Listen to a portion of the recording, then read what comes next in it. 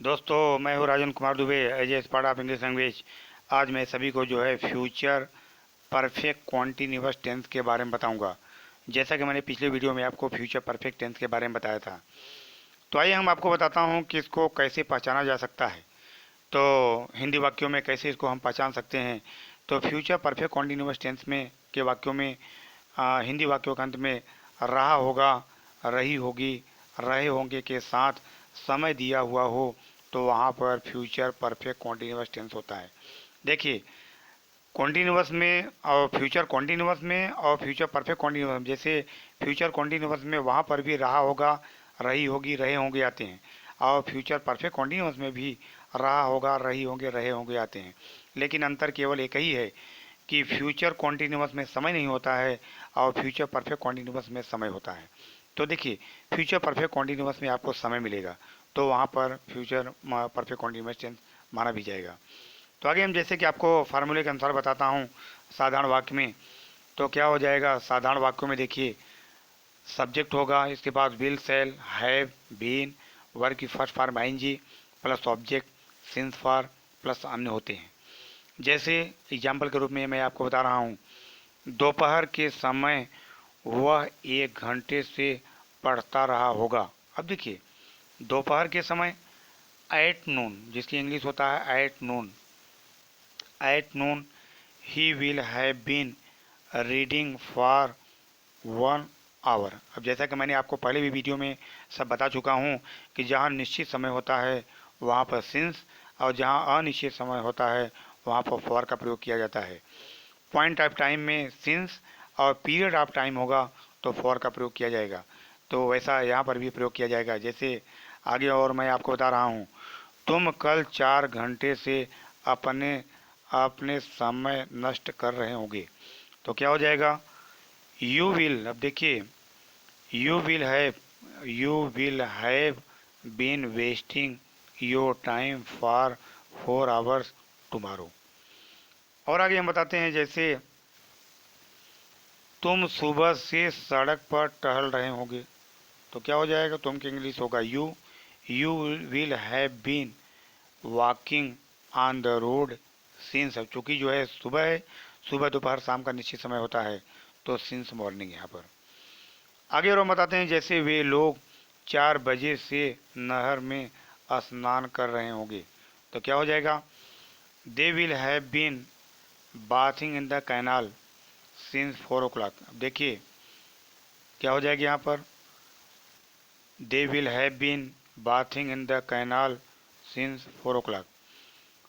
तो आगे और हम नेगेटिव के बारे में आपको बताता हूँ। नेगेटिव में क्या होगा, विल सेल के बाद जो है नॉट का प्रयोग किया जाएगा। देखिए देखिए वाक्यों में, यहाँ फार्मूले के अनुसार सब्जेक्ट होगा पहले, will shall plus not plus have been, verb की फर्स्ट फॉर्म में ING plus object since for और प्लस अन्य होते हैं।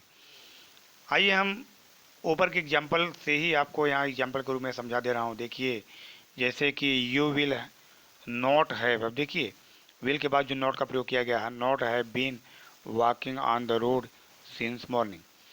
अगर हम बताते हैं जैसे कि they will not not have been bathing in the canal since 4 o'clock। आगे और एग्जाम्पल के रूप में, जैसे he will not have been, अब आगे यहाँ पर भी आपको देखिए विल के बाद जो है नॉट का प्रयोग किया गया है, he will not have been wasting his time for 4 hours. अब आगे हम आपको बताते हैं इंटोगेटिव। इंटोगेटिव मीन्स होता है प्रश्नवाचक वाक्य। प्रश्नवाचक में कैसे बनता है, जैसा कि आपको मैंने पहले भी बताया था, डब्ल्यू एस से प्रारंभ होकर और तथा हेल्पिंग वर्ब द्वारा। तो देखिए हेल्पिंग वर्ब में विल सेल आएगा, इसके बाद सब्जेक्ट हैव बीन, वर्ब की फर्स्ट फॉर्म आईएनजी, इसके बाद ऑब्जेक्ट सिंस फॉर अन, इसके बाद क्वेश्चन मार्क। इसके बाद देखिए W H will shall plus subject have been, verb की फर्स्ट फॉर्म में ING plus object since for, इसके बाद अन क्वेश्चन मार्क। जैसा कि और एग्जाम्पल के रूप में बता रहा हूँ, जैसे क्या तुम 2 घंटों से अपने मित्र की स्टेशन पर प्रतीक्षा करते रहोगे। अब देखिए यहाँ पर प्रतीक्षा करते रहोगे, तो क्या हो जाएगा, क्या आया हुआ पहले, तो विल आएगा, will you have been waiting for your friend at the station for 2 hours. और ये देखिए, ये लड़कियां सुबह से गीत क्यों गाती रहेंगी। अब देखिए, अब यहाँ क्यों क्यों आया, इसकी इंग्लिश पहले आएगी। Why will these girls have been singing songs since morning. अब देखिए, यहाँ क्यों आया है, इसका मतलब कि उसकी इंग्लिश पहले आएगी। उसकी इंग्लिश जो है यहाँ पर पहले लिखी जाएगी क्योंकि, उसके बाद विल सेल का प्रयोग किया जाएगा। इसके बाद जो है दीज गर्ल्स हुआ, सब्जेक्ट होगा हैव बीन, और इसके बाद अन्य भाग सिंस फॉर के बाद जो है अन्य भाग का प्रयोग किया जाता है। और आगे हम बताते हैं, जैसे क्या तुम 1 घंटे से नहाते रहोगे। अब देखिए, तो क्या पहले आया हुआ है, तो यहाँ पहले विल सेल आएगा, तो क्या होगा, विल होगा, क्योंकि यू है। Will you have been bathing for 1 hour. और आगे हम बताते हैं, जैसे तुम्हारा छोटा भाई 3 साल तक कहाँ पढ़ता रहेगा। तो देखिए, कहाँ प्रश्नवाचक शब्द आया है, इसका मतलब उसकी इंग्लिश पहले आएगी where. Where will your little brother. अब देखिए, वेयर के बाद जो है क्या आएगा, विल सेल का प्रयोग किया जाएगा। इसके बाद your little brother have been, अब चूंकि सब्जेक्ट के बाद जो है हैव बीन का प्रयोग किया जाएगा, have been reading since 3 years. और आगे हम बताते हैं, अब आपको मैं बताऊंगा इंट्रोगेटिव नेगेटिव कैसे बनता है।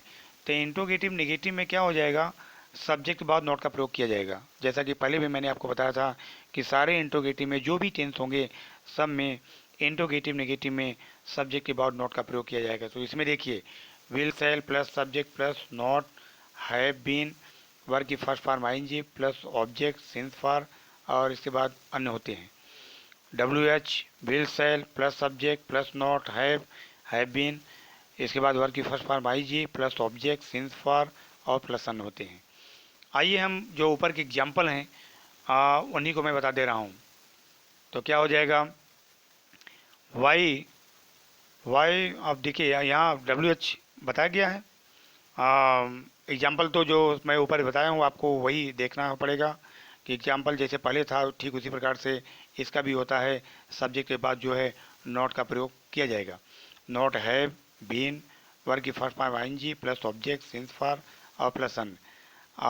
जैसा कि और आगे मैं बता रहा हूँ, वाई विल, अब देखिए विल है, these girls not have been singing song since morning. तो यह जो है यहाँ पर फ्यूचर, सारे फ्यूचर का भी अंत हुआ, और यह सारे टेंस का यहाँ पर अंत हुआ। और टेंस जो है 10th और 12 में यह चेंज करने के लिए आते हैं, और बहुत बहुत इम्पोर्टेंट है। ज़्यादातर गुजरात बोर्ड में इसका प्रयोग किया जाता है, और वैसे भी सारे टेंस का प्रयोग जो है सारे ग्रामर में किया जाता है।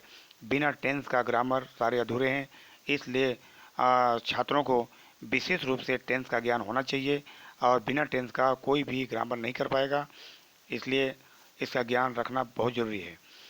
तो जैसा कि वीडियो आपको लाइक शेयर और सब्सक्राइब जरूर करिएगा। आगे फिर मैं मिलूँगा। जय हिंद, जय भारत।